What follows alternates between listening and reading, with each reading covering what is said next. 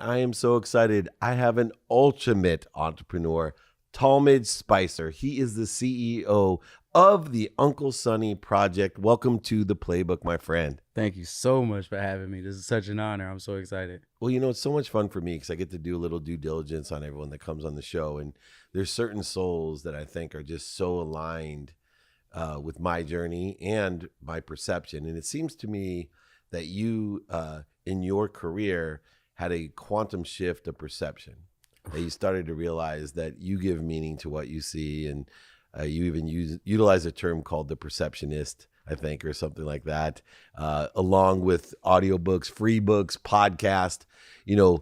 How and when did you find that you had control of your perception? I think it all stemmed back in 2014, right? When I realized that what I was doing was not going to get me to my goal. When my goal suddenly became overcome $150,000 in student loan debt, right?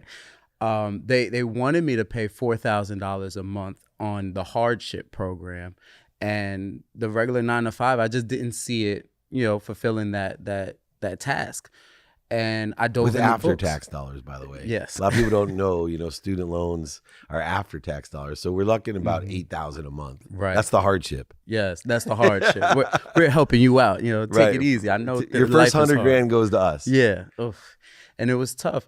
So I jumped into books. I started expanding my mind, and I realized that with these new ideas, I was getting the first big book being Rich Dad, Poor Dad, that who I was shifting. I was opening up. I was more aware. I was more capable. I was, just seeing things in a different way. And that was my first, experience with mindset and perception and the capabilities of it. And my journey since then has been tremendous, and it's still changing, forever changing with new experiences.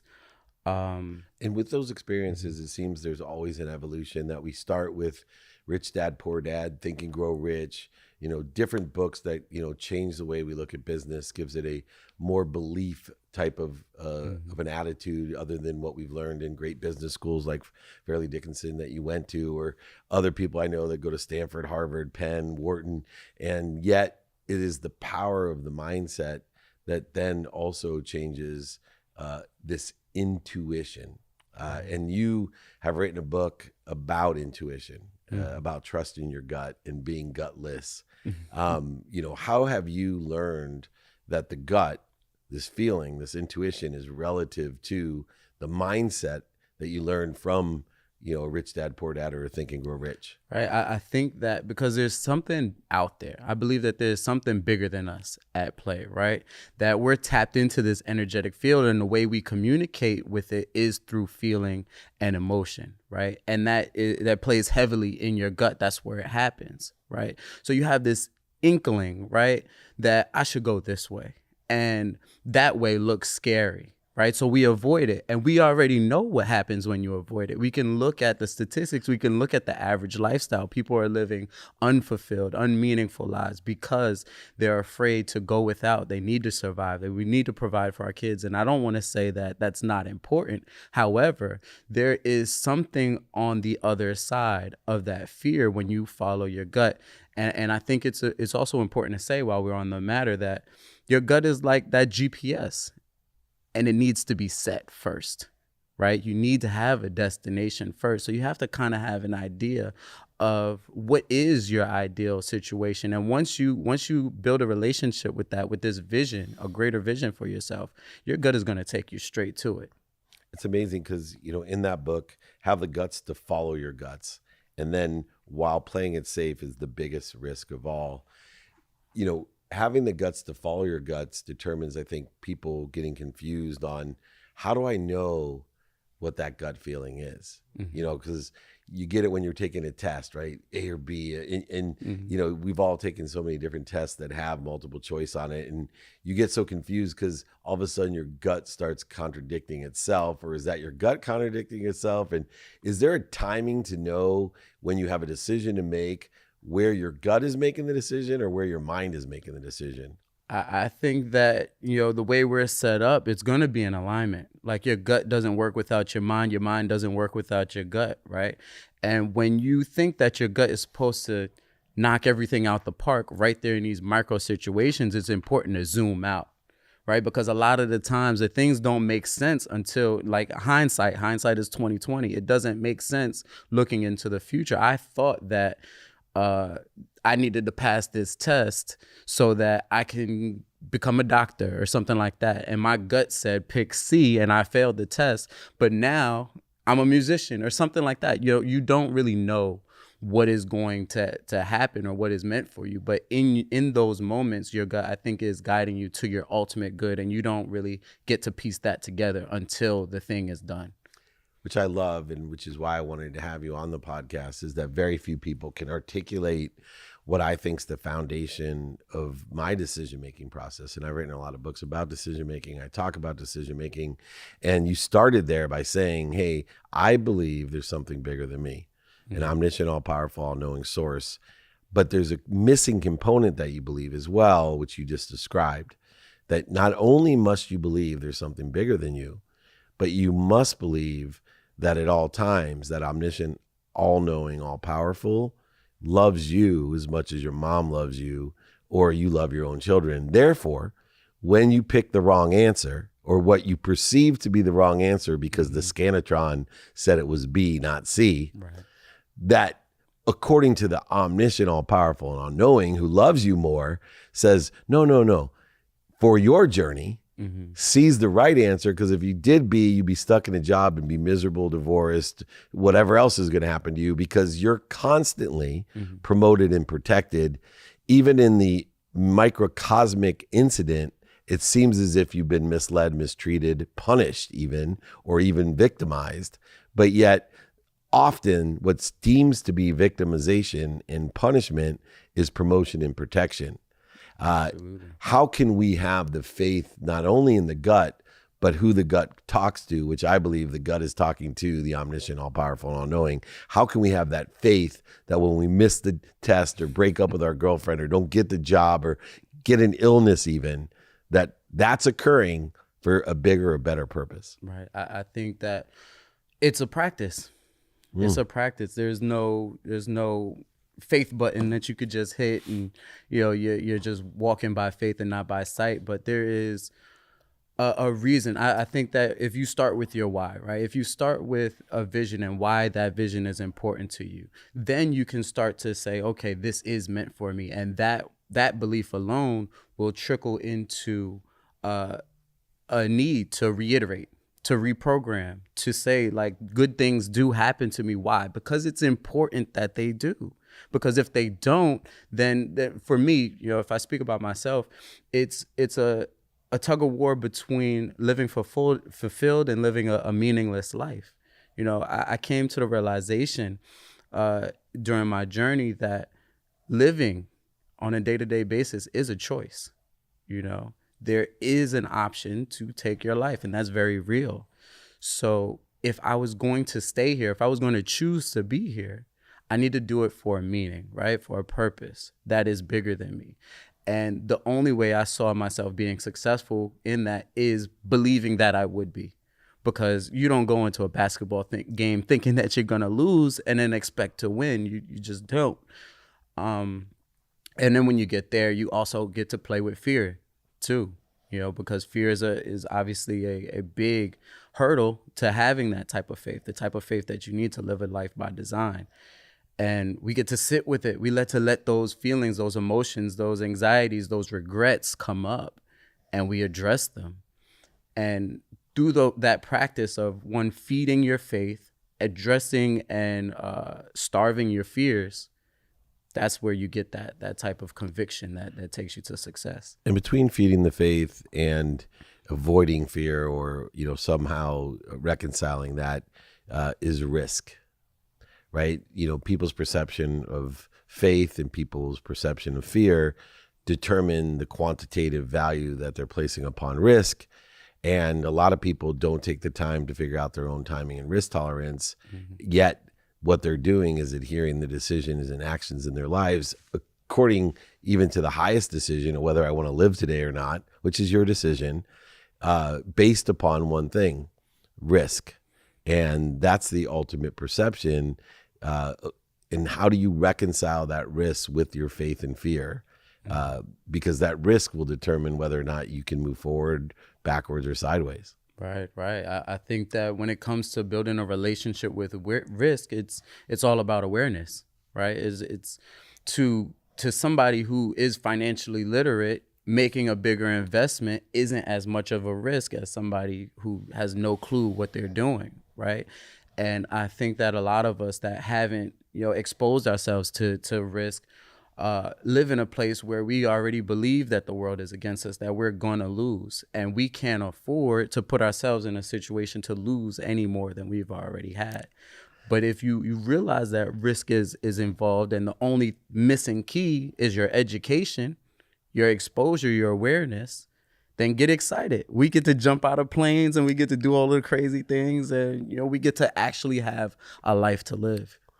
And to take a risk, a lot of times, it's a lot easier when we have one of three people in our lives: a mentor, which I believe shares their experience with us; a coach, which brings the best out of us; or a teacher that can explain to us how best to do something. Mm-hmm. And all three can be in one person, or you can utilize three different people that have those skills and that knowledge in order to effectuate the higher potential or desire that you have.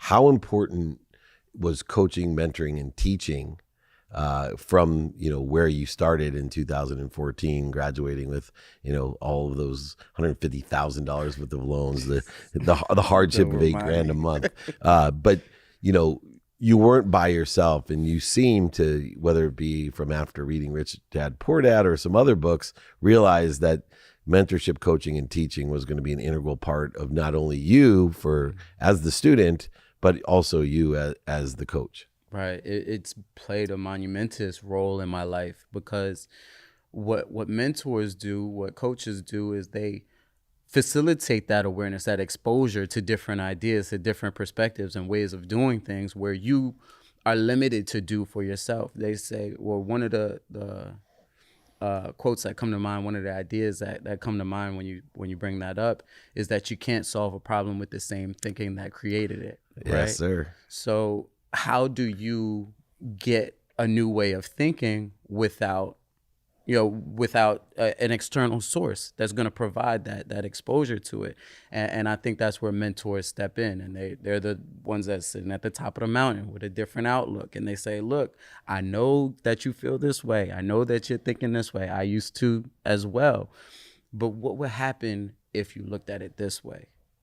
And then you light up, and then it's like, wow, a whole new perspective, a whole new approach. You try it out, now you have the experience. Yeah, I believe it was Einstein, right, that said you can't solve a problem in the same consciousness that it was created. Mm-hmm. And those mentors, coaches, and teachers create that new consciousness that allow us to have or elevate our awareness.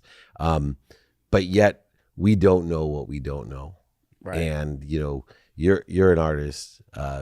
I believe that art itself is an expression of God. Genius itself is an expression of God. It's the ability to get out of our own way and clear the interference of the ego. Mm-hmm. And when you're talking about listening to your gut, following your gut, and not being afraid, the ego is built to create fear. That's a fact. And if you live your life like me, to end all limitations, and knowing that the embodiment is the ultimate limitation, we have to understand how the ego works to allow ourselves to express the genius or express God through us. Mm-hmm. For you, how has that relationship worked with your ego? Because you have such a great handle with your audiobook, your free book, everything that you're going to provide to everybody with ego, really. And that seems to be the missing component in our conversation, is what relationship do you have to have with ego if you're going to assess risk, deal with your gut, as well as have the right mindset. Right. I really appreciate the way you frame that question, because I think a lot of people in this space, we talk about ego death. We talk about getting rid of your ego, but instead you said, how do you manage it? How do you build a relationship with it? And I think that's better, because you do carry an ego, regardless of if you. As long as you have a body, you got an ego. Exactly. That's what it was built for. Right. And resistance to that truth is misery. Yeah. Right. Because it's not going to change.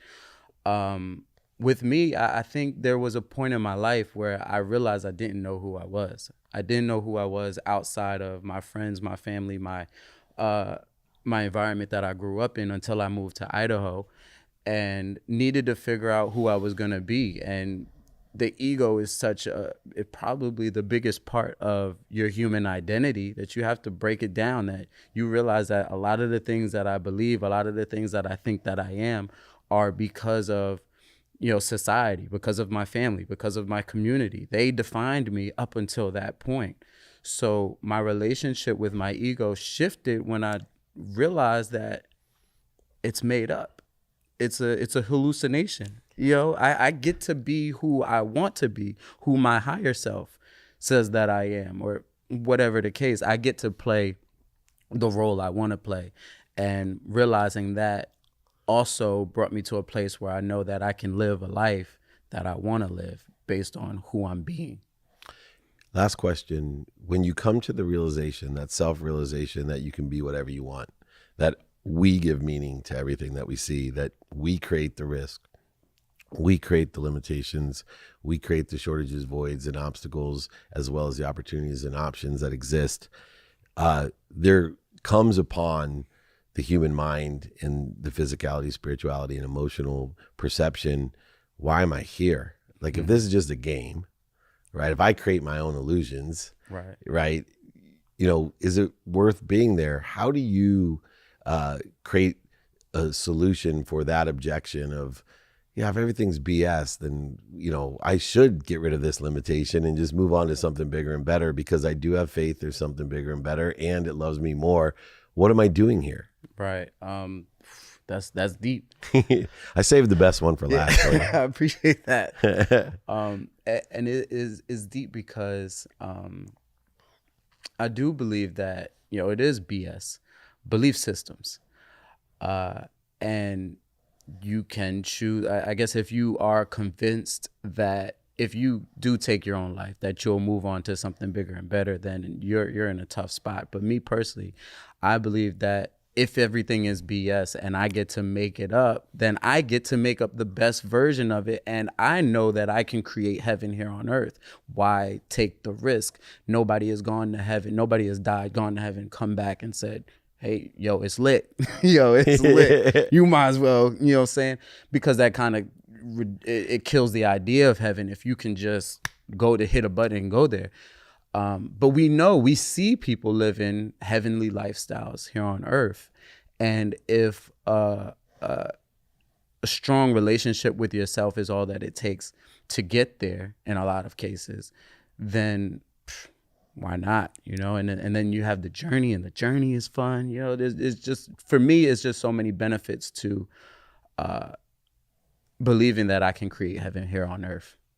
Well, you have the recipe to spice up life, that's for sure. Talmage Spicer, he is the magic man, the expert of BS, that's belief systems, because he creates his own, not only for himself, but for you. That's why he's offering also his book to you. So make sure you reach out to Talmage. He's an extraordinary leader and someone who can help you and empower you be happy and live the BS system that you want to live. Thank you, Talmage, so much for joining me.